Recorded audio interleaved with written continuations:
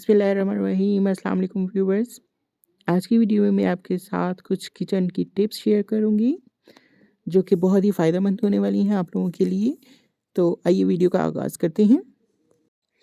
रोटी नरम पूली बनाने के लिए जब आटा गूंदें तो नमक और पानी के साथ खाने के 2 चम्मच कुकिंग ऑयल पानी में शामिल करके आटा गूंदने से रोटी नरम होगी और फूलेगी भी। बच्चों के लिए घर में बनाई जाने वाली चिप्स के आलू काटने के बाद अगर उनको थोड़ी सी फटकरी मिले पानी में धो लें तो आलू काले नहीं होंगे। क्रीम और मलाई को खट्टा होने से बचाने के लिए इसमें थोड़ी सी चीनी मिलाकर ठंडी जगह पर रख दें। टमाटर कभी कभी बहुत महंगे हो जाते हैं, जब सस्ते दामों मिलते हैं तब ज़्यादा ले लें और ग्राइंड करके फ्रीज़र में बर्फ़ जमाने वाली क्यूब ट्रे में महफूज कर लें। फ्रिज में सब्जियां और फल प्लास्टिक के बैग में रखने की बजाय कॉटन के बैग में रखे जाएं तो ज़्यादा देर तक ताज़ा रहते हैं।